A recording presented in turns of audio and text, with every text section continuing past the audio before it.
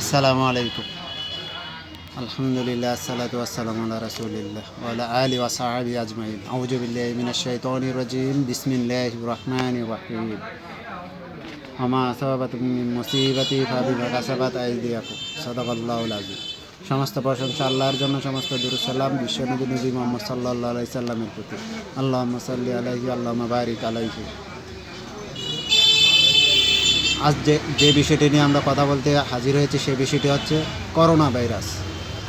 Corona virus বর্তমান পৃথিবীতে একটি মরণব্যাধি ভাইরাস হিসেবে বা মরণব্যাধি মহামারী হিসেবে আবির্ভূত হয়েছে। ভাইরাসটি আবির্ভূত হয়েছে চীন থেকে। আসলে ভাইরাস নিয়ে মানুষটা যতটা না আতঙ্কিত, তার চেয়ে বেশি আতঙ্কিত এটার সংক্রমণ নিয়ে, এটার প্রভাব নিয়ে, এটার বিস্তার নিয়ে। তার চেয়ে বেশি আতঙ্কিত হচ্ছে চিকিৎসা বিজ্ঞান।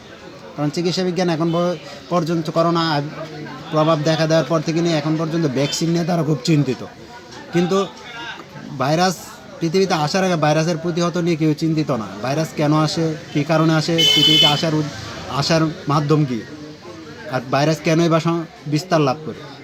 ইসলামের দিক নির্দেশনা হচ্ছে যে ভাইরাস আসে হচ্ছে আমাদের পাপের কারণে।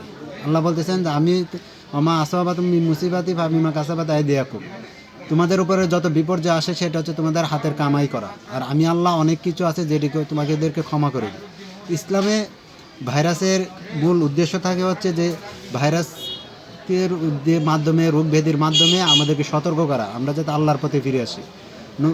নবী মুহাম্মদ সাল্লাল্লাহু আলাইহি সাল্লাম সুন্দর একটি হাদিস হচ্ছে যে রাসূল সাল্লাল্লাহু আলাইহি সাল্লাম বলতেছেন যে যখন কোনো জাতির মধ্যে জিনা ব্যভিচার বেশি প্রকাশ পায়, বেশি সম্প্রসারণ হয়, এগুলি অবাধে বিস্তার লাভ করে, যৌনতা বেড়ে যায়, হোমসেক্সুয়ালিটি বেড়ে যায়, লেসবিয়ান বেড়ে যায়, তখন এইগুলির কারণে আমাদের মধ্যে এমন কিছু রোগ আবির্ভূত হয় যেগুলি পূর্বে ছিল না, আমাদের পূর্বপুরুষদের মধ্যে ছিল না। আর পূর্বপুরুষদের মধ্যে ছিল না মানে এটা নতুন, আর নতুন মানে হচ্ছে আতঙ্কিত। সুতরাং আমাদেরকে এই ভাইরাস নিয়ে আজকে যতটা না আতঙ্কি ছড়াচ্ছে, তার চেয়ে বেশি আমাদের মধ্যে আতঙ্ক ছড়াচ্ছে। আর এই ভাইরাস এখন বিশ্বের মধ্যে আমরা দেখতেছি এটা যে মৃত্যুপুরীতে পরিণত করতেছে মানুষকে। যেমন ইটালি আজকে যে তথ্য, যে পরিমাণ লোক মারা গেছে একটি রাষ্ট্রে পৃথিবীর ইতিহাসে বর্তমান সময়ে রোগের কারণে এত লোক মারা যায়নি, 793 জন। আপনি চিন্তা করেন যে রোগটা আজকে কী প্রভাব বিস্তার করতেছে। সুতরাং আমাদেরকে এই রোগ নিয়ে খুব চিন্তিত হওয়ার চাইতে আশাবাদী হওয়ার দরকার বেশি। কারণ যেহেতু এটা ইসলামের দিক নির্দেশনা আছে, এটা আসতেছে আমাদের পাপের কারণে। সুতরাং আমাদেরকে পাপ ছেড়ে দিতে হবে, পাপের পথ থেকে ফিরে আসতে হবে, পাপকে বর্জন করতে হবে। পাপকে বর্জন করার মাধ্যমে আল্লাহর উপরে তাওয়াক্কুল করতে হবে এবং এই ভাইরাস থেকে আল্লাহর কাছে দোয়া করতে হবে যাতে আমরা এই ভাইরাস থেকে আল্লাহ আমাদেরকে মুক্ত করেন। এবং পাশাপাশি আমাদের বর্তমান চিকিৎসা বিজ্ঞান যেভাবে দিক নির্দেশনা দিতেছে যে পরিষ্কার পরিচ্ছন্ন থাকা, মাস্ক পরা, তরল খাবার খাওয়া, হাসি দেওয়া, কাশি দেওয়ার সময় কাপড়, ওই যে নাকের সামনে একটি কাপড় ব্যবহার করা বা টিস্যু ব্যবহার করা, এটা নিরাপদ স্থানে ফেলে দেওয়া, এগুলি করার মাধ্যমে হয়তো আমরা ভাইরাসটা থেকে নিজে নিরাপদ থাকতে পারবো, নিজে সংক্রমণ থেকে বেঁচে থাকতে পারবো। আর নিজে সংক্রমণ থেকে বেঁচে থাকবো, পাশাপাশি এটা ক্যাম্পিং করব, এটা প্রচার করব আমাদের যারা আছে বাড়ি ঘরে, যেহেতু আমাদের সবাই এই ব্যাপারে তথ্য জানে না, তারা যাতে এই ব্যাপারে তথ্য জানে, তাদেরকে এই ব্যাপারে সতর্ক করব, তাদেরকে বিষয়টা বুঝিয়ে বলবো এবং কীভাবে বেঁচে থাকা যায় ওইটা নিয়ে আমরা তাদের সাথে কথা বলবো। কথা বলার মাধ্যমে আমরা এই বিষয়টাকে তাদেরকে ছড়িয়ে দেব। কারণ যদি আমরা বিষয়টা নাই জানি তাহলে কখন এটার মাধ্যমে আক্রান্ত হয়ে যায় তা নিয়েও আমাদের নিশ্চয়তা নেই। সুতরাং আমাদেরকে এই দিক দিয়েও চিন্তা করতে হবে।